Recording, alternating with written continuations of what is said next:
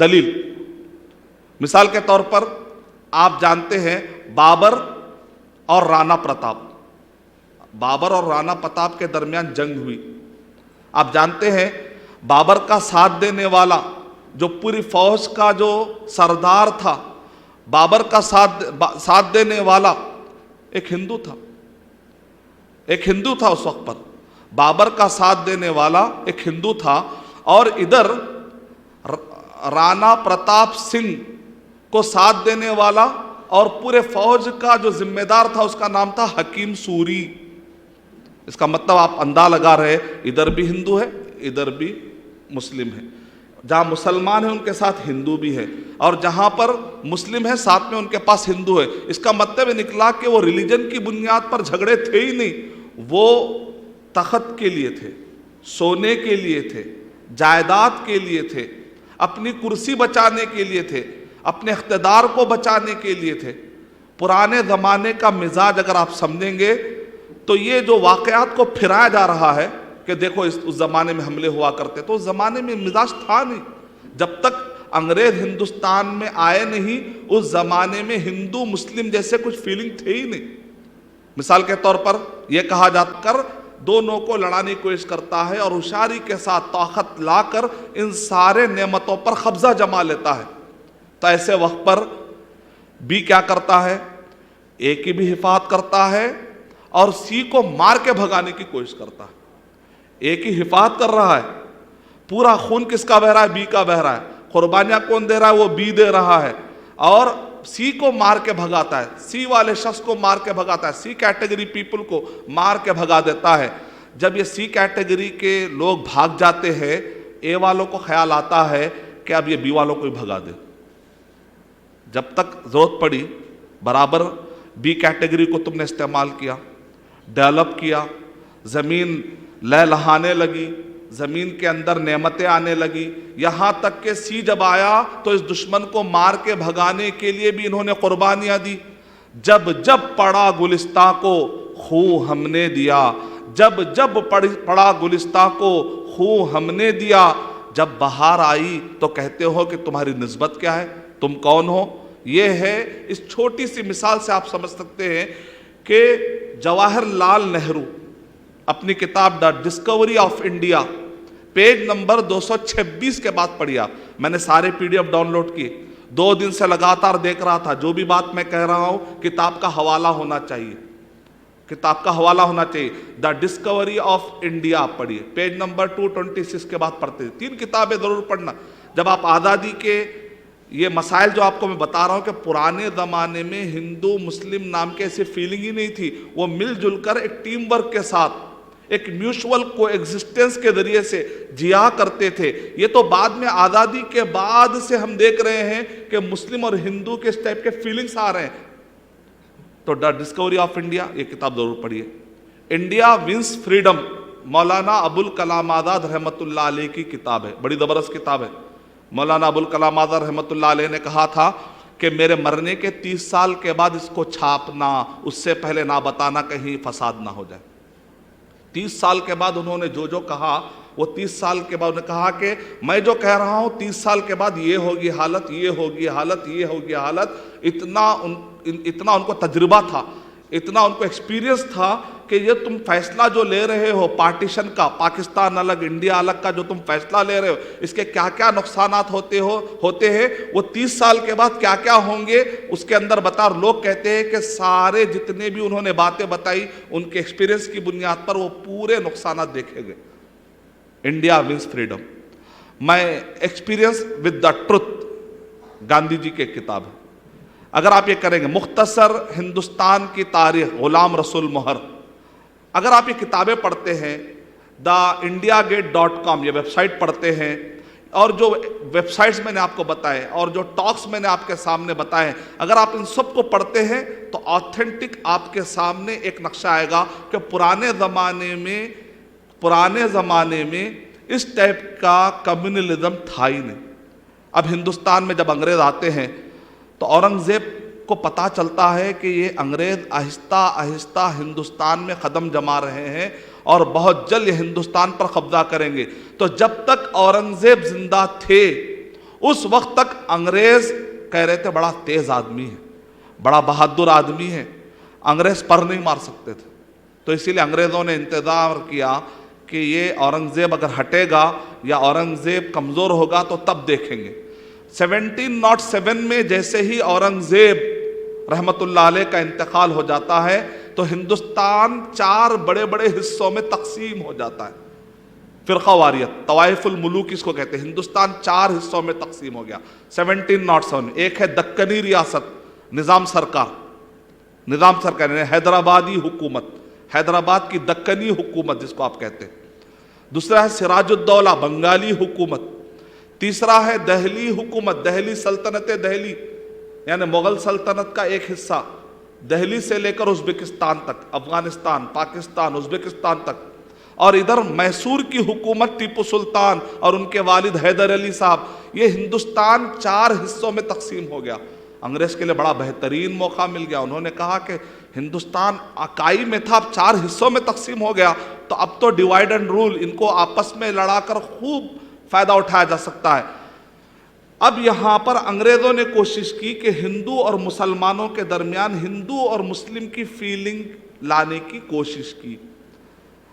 1757 اب دیکھیں 1757 سے لے کر 1947 تک یہ ہوتے ہیں 190 سال. 190 سال کی تاریخ اگر آپ سمجھیں گے تو پتا چلے گا کہ ہندوستان کی آزادی کے لیے مسلمانوں نے کتنی قربانیاں دی.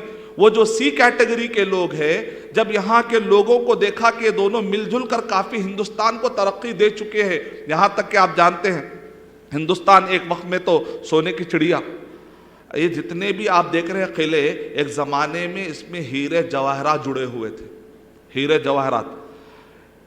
Jawahar Lal Nehru the discovery of India میں یہ لکھتے ہیں کہ جب بابر ہندوستان کو آیا تو اس نے دیکھا, اس نے اپنے ترکستان کے لوگوں کو اس نے لکھ کر کہا یہاں کے لوگوں کو برف کیا ہے نہیں معلوم, یعنی ثقافت نہیں ہے, کوئی کلچر نہیں ہے, کوئی تہذیب نہیں ہے, جی رہے بس جی رہے, کوئی ڈیولپمنٹ نہیں تھا, کوئی کسی بھی قسم کا کلچر نہیں تھا یہاں پر. یہاں کے لوگ ایک کپڑا, وہ بھی ٹاٹ قسم کا جو کپڑا تھا, ٹاٹ قسم کا, وہ ٹاٹ قسم کا کپڑا پہن لیتے ہیں, ہاتھ میں کڑا ہوتا ہے ان کے پاس یہ پھل نہیں ہے, ان کے پاس یہ ترکاریاں نہیں ہیں, یہ کون سے شہر میں آ گئے ہم جبکہ زمین اتنی زرخیز ہے. دا ڈسکوری آف انڈیا میں جواہر لال نہرو اعتراف کرتے ہیں ہندوستان کے لوگ اتنے پچھڑے ہوئے تھے, ان کو کپڑا پہننے نہیں آتا تھا, ان کو کھانا کس کو کہتے ہیں, پھل کس کو کہتے ہیں, تعارف نہیں تھا, ترکاریوں کا تعارف نہیں تھا, جینے کا تعارف نہیں تھا. تو بابر نے فیصلہ کیا کہ ترکستان سے میوے اور وہاں کے ترکاریوں اور بڑے پیمانے پر یہاں پر زراعت, ایگریکلچر ڈپارٹمنٹ کو آگے بڑھایا گیا. اکبر کا زمانہ ہوتے ہوتے پورا مغل سلطنت کا زمانہ. اگر آپ اوپر سے آئیں گے 711 میں محمد بن قاسم رحمت اللہ علیہ ہندوستان میں آتے ہیں. پھر اس کے تقریباً 200 سال کے بعد غزنوی کا زمانہ, پھر اس کے 200 سال کے بعد غوری کا زمانہ, پھر اس کے تقریباً 300 سال کے بعد بابر کا زمانہ, 1520 کا زمانہ میں آپ کو بتا رہا ہوں. تو 1520 سے لے کر تقریباً 350 سال مغل نے حکومت کی 350 سال. یہ 350 سال کو اگر آپ سمجھیں گے تو جواہر لال نہرو کہہ رہے ہیں کہ اس ہندوستان کو مسلمانوں نے کیا دیا, یہاں کے لوگ اجٹ تھے, یہاں کے لوگ گوار تھے.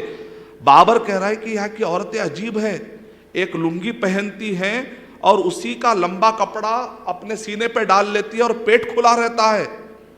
اور جواہر لال نہرو نے اپنی کتاب میں ذکر کیا اور مورخین نے اپنی کتابوں میں ان سب باتوں کا ذکر کیا کہ بابر حیران ہوا اور فیصلہ کیا کہ میں یہاں رہوں گا اور اس قوم کو ڈیولپ کروں گا, اس قوم کو میں آگے لے جاؤں گا.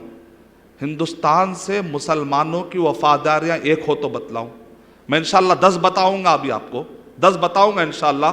میں بھی پہلی خصوصیت یا پہلی وفاداری یا پہلا جو کنٹریبیوشن ہے ہمارا وہ ہے کہ ہندوستان کو کس طریقے سے ڈیولپ کیا گیا اور کس طریقے سے ہندوستان کو آزادی دلائی گئی. میں بھی پہلے نقطے پر گفتگو کر رہا ہوں. اس کے بعد بابر کا زمانہ جاتا ہے, یہاں پر خوشحالی آتی ہے. جواہر لال نہرو اپنی کتاب میں لکھ رہے ہیں کہ ہندوستان میں اونچ نیچ طبقاتی نظام، کاسٹ سسٹم، یہ اونچا ہے، یہ اونچا ہے، یہ نیچا ہے. کہا کہ مسلمانوں میں اتنی اخوت تھی، مسلمان اتنے بردرہڈ کے ماننے والے تھے کہ یہ اپنے دربار میں اونچے طبقے والے کو بھی رکھتے تھے، نیچے طبقے والے کو بھی رکھتے تھے، پانی پیا کرتے تھے ان کے ہاتھوں سے. جبکہ اس زمانے میں اونچے طبقے کا آدمی نیچے طبقے کے آدمی کے ہاتھ کے لگے گلاس سے پانی بھی نہیں پیتا تھا. لیکن یہ مغل نے کیا کیا؟ میرے دربار میں سب رہیں گے، پنکھا ہلائیں، پانی دیں گے، جو بھی پانی دیں گے. وہ دیکھتے نہیں تھے کہ یہ نیچی ذات والا ہے یا اونچی ذات والا ہے. نتیجے میں 350 سال کے اندر پوری قوم کے ذہن کو ایسا مولڈ کیا، جو کاسٹزم کی وجہ سے ہندوستان کے اندر دوریاں آ چکی تھی، وہ دوریاں ختم ہوئی. اتنا بڑا کنٹریبیوشن ہے مسلمانوں کا. کسی بھی قوم کی ترقی کے لیے انسانوں کا ملنا ضروری ہے، کیونکہ کوئی بھی ریسرچ ہونے کے لیے، کوئی بھی ڈیولپمنٹ ہونے کے لیے ایک دماغ ہونا بہت ضروری ہے. مثال طور پہ ایک نقطہ آپ کے دماغ میں آ سکتا ہے، ایک نقطہ آپ کے دماغ میں آ سکتا ہے، 5-6 لوگ ملتے ہیں، ٹیم ورک ہوتا ہے تو ایک ریسرچ سامنے آتا ہے. اکیلا آدمی ریسرچ کر کے نکل جائے بہت کم ہوتا ہے. کئی لوگوں کی محنت کے بعد کوئی ایک فون وجود میں آتا ہے، ایک موبائل وجود میں آتا ہے، کمپیوٹر وجود میں آتا ہے. 200 سال 300 سال کئی لوگ جب آپس میں ملیں گے نہیں، بھائی تم اچھوت ہو میرے بازو مت بیٹھو. اب بازو نہیں بیٹھیں گے تو کیا آپ دور سے واٹس ایپ سے چیٹنگ کریں گے؟ مغل سلطنت میں آپس میں بیٹھنا پڑے گا، ملنا پڑے گا. اسلام میں ایسا کوئی بھید بھاؤ نہیں ہے. تو مغل سلطنت نے آ کر یہ جو مین ڈیولپمنٹ کے لیے، ریسرچ کے لیے جو مین چیزیں ہوتی ہیں، اوہام، خرافات اور یہ سب چیزیں جو آپس میں نہیں ملنے کی جو باتیں ہیں، ان سب کو انہوں نے ختم کیا. اسلام، حالانکہ کہا جاتا ہے کہ مغل سلطنت کے کئی بادشاہ ایسے تھے، کئی ایسے بادشاہ تھے جو اسلام کو شاید 10% یا 5% ہی فالو کر سکے. 5% بھی فالو کیے تو اس میں اتنا بڑا پاور ہے کہ اتنے بڑے ملک کے لیے فائدہ ہو رہا ہے، چلیے بات آگے بڑھتی ہے.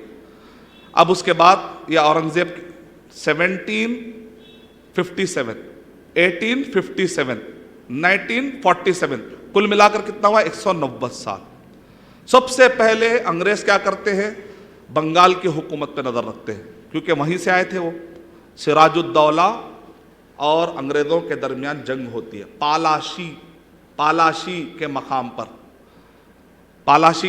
کیونکہ پالاشی دراصل ایک قسم کا پھول ہوتا ہے، وہاں پر بہت اگتا تھا، تو پالاشی کا مقام، تو پالاشی کے مقام پر جنگ ہوتی ہے. مسلمان اس زمانے میں انگریز کو ہرا دیے ہوتے، لیکن وہاں پر میر جعفر نامی ایک جاسوس تھا، اس نے دھوکہ دیا مسلمانوں کو، اس نے انگریزوں کی مدد کی. تو انگریز ہندوستان میں 2 طریقے سے، ایک تو ڈیوائیڈ اینڈ رول، ہندو مسلم فیلنگ پیدا کرنے کی انہوں نے کوشش کی، اور دوسری طرف انہوں نے جاسوسوں کو خریدنے کی کوشش کی. بنگال کی جنگ میں انہوں نے میر جعفر کو خرید لیا. ٹیپو سلطان کو جب انہوں نے ختم کیا 1799 میں، 1757 میں سراج الدولہ کو ختم کیا، میر جعفر کی مدد لی. اس کے بعد 1799 میں ٹیپو سلطان کو انہوں نے ختم کیا، وہاں پر میر صادق کی مدد لی. اسی لیے شاعر کہتا ہے جعفر از بنگال صادق از دکن، ننگے آدم ننگے دی ننگے وطن. یعنی وہ جعفر جس نے کہ دھوکہ دیا، نتیجے میں سراج الدولہ بنگالی حکومت مسلمانوں کے ہاتھ سے چلے گئی، انگریزوں کے ہاتھ میں چلے گئی، ایک جاسوسی اور ایک آدمی کے بے وفائی کی وجہ سے، اور ادھر میر صادق کی وجہ سے. اور پھر تیسرا واقعہ پیش آیا 1957، اور اس سے پہلے تحریک شہیدت. 1799 کے بعد 1838 میں بالا کوٹ میں علماء نے، اس سے پہلے بادشاہ لڑ رہے تھے، ٹیپو سلطان بادشاہ ہے، سراج الدولہ بادشاہ ہے، لیکن 1830 میں آپ دیکھیں گے علماء لڑ رہے تھے انگریزوں کے خلاف، علماء آگے. 1938 میں اگر آپ پڑھتے ہیں 36 37 38 تحریک شہیدین بالا کوٹ میں، شاہ سید احمد شہید انشاءاللہ، شاہ سید اسماعیل شہید انشاءاللہ. ان دونوں کی محنتیں اور ہزاروں علماء کرام نے مل کر انگریزوں کا مقابلہ کیا، اور بیک وقت اس وقت پر انگریزوں نے سکھوں اور مسلمانوں کو بھی لڑایا، تو انہوں نے سکھوں سے بھی مقابلہ کیا، انگریزوں سے بھی مقابلہ کیا، لیکن اس وقت پر یار محمد نامی ایک شخص نے جاسوسی کی اور اس نے تحریک شہیدین کے لوگوں کو تباہ کر دیا۔ چوتھا واقعہ اس کے بعد 1857، 1836 کے بعد 1857 میوٹینی آپ جانتے ہیں، جس کو آپ کہتے ہیں غدر کی جنگ کہتے ہیں، اصل میں وہ جنگ ہے آزادی کی جنگ۔ آزادی کی جنگ اگر آفیشیلی ڈکلیئر کی گئی ہندوستان کے اندر تو 1857 یعنی 1947 سے 90 سال پہلے، یا یوں سمجھیے کہ ہندو، مسلم، سکھ، عیسائی یہ پورے لوگ مل کر انہوں نے فیصلہ کیا ہم الگ الگ لڑیں گے، سراج الدولہ ادھر سے، ٹیپو سلطان ادھر سے، اور ادھر سے دہلی کی سلطنت والے، تو ہم جیت نہیں پائیں گے، ایسا کریں گے کہ ہم پورے لوگ مل کر لڑیں گے۔ تو اس وقت پر پورے لوگوں نے مل کر لڑنے کی کوشش کی 1857 میں، لیکن وہ جنگ اس کو کہتے ہیں میوٹینی، انگریز اس میں جیت گئے۔ حالانکہ انگریز ہارنے والے تھے، لیکن مرزا غلام احمد قادیانی کے والد، پنجاب کے رہنے والے وہ قادیانی حضرات کے جو والد ہیں، ان کے جو اکابر ہیں، انہوں نے وہاں پر عین ٹائم پر جاسوسی کر دی، نتیجے میں مسلمان وہ جنگیں ہار گئے۔ یعنی مطلب یہ نکلا کہ مسلمانوں کے پاس ایک قادیانی جیسا فرقہ اور ہندو حضرات کے پاس کمیونلزم کو چاہنے والے لوگ، یہ دو قسم کے لوگ ہندوستان کو نقصان پہنچا رہے ہیں، اور مسلمان جو آپس میں انوسنٹ ہے اور ہندو جو انوسنٹ ہے، ان دونوں کو آپس میں لڑا کر کوئی تیسرا فائدہ اٹھانے کی کوشش کر رہا ہے۔ یہ ہے ہماری مختصر تاریخ 190 سال میں۔ اب آپ دیکھیں گے 1857 میں انگریز ہرا دیے، پورے کے پورے جو سارے ریلیجن کے لوگ مل کر جو محنت کر کے غدر کی جنگ انہوں نے کی تھی، میوٹینی جب وہ ہار گئے تو ایسے وقت پر سب ٹھنڈے پڑ گئے، سکھ حضرات ٹھنڈے پڑ گئے، ہندو حضرات ٹھنڈے پڑ گئے، یہاں تک کہ اس کے بعد علماء کرام جیسے شیخ قاسم نانوتوی ہے، وہ دیوبند میں تعلیم کے لیے لگ گئے، سر سید احمد خان صاحب علی گڑھ یونیورسٹی میں کہا کہ بھائی لڑ کر کیا فائدہ ہے، چلیے ایسا کرتے ہیں کہ ہم تعلیم میں لگ جائیں گے۔ سر سید احمد خان نے کہا ہم عصری تعلیم میں لگ جائیں گے۔ شیخ قاسم نانوتوی نے کہا کہ ہم ایسا کرتے ہیں دینی تعلیم میں لگ جائیں گے۔ ادھر نظام سرکار نے کہا کہ ہم ایسا کرتے ہیں معاہدہ کر لیں گے، لڑائی کا راستہ چھوڑ دیتے۔ لیکن ایک قوم تھی، ہندو حضرات اپنے زندگی میں مست، سکھ حضرات اپنے زندگی میں مست، کرسچن حضرات اپنے زندگی میں مست، مسلمانوں میں کا ایک بہت بڑا طبقہ تعلیم کے نام پر وہ ایسولیٹ ہو گیا۔ ایک جماعت تھی جو 1857 کے بعد سے بھی مسلسل 90 سال، 1857 میں انگریزوں نے ہندوستان پر مکمل قبضہ کر لیا، 90 سال انگریزوں نے حکومت کی، آخری میں جا کر 1947 میں اس ہندوستان کو آزادی ملی۔ اب سوال یہ اٹھتا ہے کہ 90 سال میں کون سی وہ جماعت تھی کہ جس نے مسلسل محنت کی، یہاں تک کہ انگریزوں کو 1947 میں بھاگنا پڑا۔ آپ پڑھ لیجئے تحریک مجاہدین، غلام رسول مہر کی کتاب پڑھ لیجئے، آپ جواہر لال نہرو کی کتابیں آپ پڑھ کر دیکھ لیجئے، ان کے سپیچز دیکھیے۔ جماعت اہل حدیث کے جو افراد تھے وہ ہمیشہ لگے ہوئے تھے، انہوں نے کہا کہ نہیں، یہ انگریزوں کو اگر اسی طرح سے چھوڑ دیا جائے، کچھ لوگ تعلیم میں لگ گئے ہیں، کچھ لوگ مدرسے میں لگ گئے ہیں، کچھ لوگ یونیورسٹی میں لگ گئے ہیں، یہاں پر نظام سرکار ہندوستان حیدرآباد کی دکنی حکومت کو ڈیولپ کرنے میں لگ چکے ہیں، میسور میں ٹیپو سلطان کے ختم ہونے کے بعد تو کوئی اٹھا ہی نہیں، اور ادھر مغل سلطنت کے جو آخری بادشاہ تھے بہادر شاہ ظفر، 1857 میں ان کو رنگون کی جیل میں لے جا کر بعد میں ان کو ختم کر دیا گیا، تو مغل کی سلطنت ویسے ادھر ناکارہ ہو گئی۔ لیکن جماعت اہل حدیث کے اس زمانے کے جو اہل حدیث حضرات تھے، تحریک شہیدین سے جو شاہ عبدالعزیز محدث دہلوی رحمۃ اللہ علیہ نے 1808 میں جو فتویٰ دیا تھا کہ انگریزوں کو یہاں ہندوستان سے بھگانا فرض ہے کیونکہ یہ لوگ معصوموں کی زندگیوں سے کھلواڑ کر رہے ہیں، تو اس فتوے کو فالو کرنے والی ایک مسلسل ایک جماعت چلے آ رہی ہے، ان کا نام ہے تحریک شہیدین، اور بعد میں چل کر انہی میں سے نکلے ہیں۔ 1857 کے بعد بھی انگریزوں کے ساتھ لگاتار جو لوگ لگے ہوئے رہے، کون ہے جانتے ہیں؟ صادق پور کے علماء کرام۔ اب تارا سنگھ نامی ایک شخص ہے جس نے تاریخ لکھی، اس نے اپنی کتاب کے اندر یہ لکھا کہ 1857 میں جب بغاوت ناکام ہوئی اور انگریز قابض ہو گئے تو اس وقت پر انگریزوں نے فیصلہ کیا کہ 5 لاکھ مسلمانوں کو مارنا، 5 لاکھ مسلمانوں کو قتل کرنا ہے، اور اس میں سے جو سرغنے ہیں ان کو پھانسی پہ لٹکا دینا ہے، اور انہوں نے ایسا کیا۔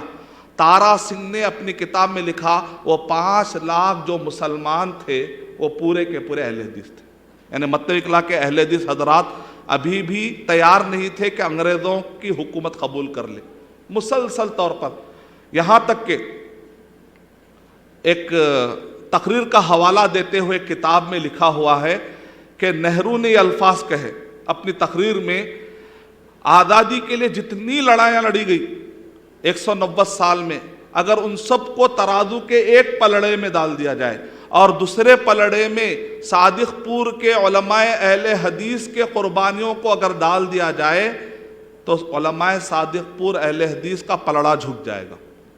یعنی مطلب یہ ہے کہ ان کی قربانیاں اتنی زیادہ ہیں، مسلسل قربانی دیتے رہے۔ ان کی قربانیوں کا اندازہ شاہ نذیر حسین محدث دہلوی رحمۃ اللہ علیہ، شاہ علامہ نواب صدیق حسن بھوپال کے نواب اپنا مال لٹا رہے ہیں، یہاں ان کی محنتوں کا اندازہ کیسا کر سکتے ہیں آپ؟ شیخ یحییٰ علی ان کے بارے میں انگریزوں نے کہا کہ اس آدمی کا پیچھا اٹھایا جائے، تو اس وقت پر ڈبلیو ہنٹر نامی ایک جاسوس تھا انگریزوں کا۔ انگریزوں نے کہا 1857 میں اگرچہ کہ ہم جیت چکے ہیں، ہمارے ہندوستان میں حکومت آ چکی ہے، لیکن پھر بھی ہم دیکھتے ہیں کہ کچھ قافلے آتے ہم پر حملہ کرتے ہیں، کچھ قافلے آتے حملہ کرتے ہیں، آخر یہ قافلے ہیں کون؟ ڈبلیو ہنٹر سے انہوں نے جاسوسی کروائی۔ ڈبلیو ہنٹر جاسوسوں کی طرح بنگال سے لے کر دہلی تک ہر جگہ پر گھومتا رہا اور وہ خط لکھتا رہا۔ ڈبلیو ہنٹر کے یہ خطوط آج بھی انگلینڈ کے میوزیم میں رکھے ہوئے ہیں۔ شیخ صفی الرحمن مبارک رحمۃ اللہ علیہ جب انگلینڈ گئے تھے تو انہوں نے کہا کہ خاص طور سے ہم جب ریسرچ کرتے ہیں تو ان سارے خطوط کو پڑھ کر دیکھا گیا تو انہوں نے کہا ہندوستان میں ایک جماعت ہے وہابی باغی کو لوگ کہتے تھے وہابی، یہ لوگ ہیں سب اپنے اپنے کاموں میں مگن ہو چکے، لیکن یہ جماعت ابھی تک مگن نہیں ہوئی ہے، یہ ہمارے خلاف ابھی بھی لڑ رہی ہے جہاد کے نام پر۔ شاہ عبدالعزیز محدث دہلوی رحمۃ اللہ علیہ کا فتویٰ بتاتی ہے اور لڑتے جاتی ہے، یعنی مطلب ہے کہ سارے ہندو، سارے کرسچن، سارے سکھ ٹھنڈے پڑے ہوئے ہیں، لیکن ایک جماعت ہے جو اپنا لہو ٹپکا رہی اس ہندوستان کی آزادی کے لیے، اس ہندوستان کی آزادی کے لیے۔ اس میں سے ایک واقعہ یہ آتا ہے، ڈبلیو ہنٹر لکھتا ہے کہ بنگال جب میں گیا تو دیکھتا ہوں کہ ایک دبلا آدمی ہے، ایک دبلے گھوڑے پر ایک آواز لگاتا ہے، کوشش کرتا ہے کہ لوگوں آؤ، آج فلاں میدان میں بیان ہونے والا ہے، ایک عالم آنے والے، لوگوں کو جمع کرتا ہے۔ جب پوری بھیڑ جمع ہو گئی، یہی آدمی جو بلا رہا ہے بھیس بدلتا ہے، کپڑے بدلتا ہے اور زبردست تقریر کرتا ہے توحید پر، اور زبردست تقریر کرتا ہے، کہتا ہے کہ یہ انگریز آ کر ہندو اور مسلم یہاں کے معصوموں کو مار رہے ہیں، لہذا ان کے خلاف تم سب کو جہاد کرنا ضروری ہے۔ تو اس جہاد کے ورڈ کے ذریعے سے ہندوستان کو آزادی دلائے گی۔ اس جہاد کے ورڈ سے زیادہ نفرت کرنے کی ضرورت نہیں ہے، یہی ورڈ سے ہندوستان کو آزادی ملی۔ تو ڈبلیو ہنٹر نے اپنی کتاب میں لکھا کہ یہ لوگ توحید اور جہاد والے لوگ ہیں اور یہ وہابی لوگ ہیں، اور ان کی وجہ سے ہماری جو حکومت ہے مضبوط ہو نہیں پا رہی ہے۔ آخری میں وہ شخص کو پکڑ کے لاتے ہیں، یحییٰ علی نام ہے، شیخ یحییٰ علی۔ جب ان کو پھانسی پر لٹکایا جا رہا تھا تو بڑے خوش، تو لوگوں نے کہا کہ بھئی اکثر جس کو بھی پھانسی دی جاتی ہے تو پریشان رہتا ہے، غمگین رہتا ہے، تم ایسے زبردست خوش کیوں نظر آ رہے ہو؟ تو اس نے کہا آج مجھے شہادت ملنے والی ہے۔ تو انہوں نے کہا انگریزوں نے یہ مرنے کے بعد بھی خوش ہے تو بہتر ہے کہ پھانسی نہ دی جائے، ورنہ فائدہ کیا، اس کو تو کچھ اور ملنے والا ہے مرنے کے بعد، ہم تو چاہ رہے ہیں کہ اس کو کچھ بھی نہ ملے، تو لہذا کہا کہ تجھے پھانسی نہیں دی جائے گی۔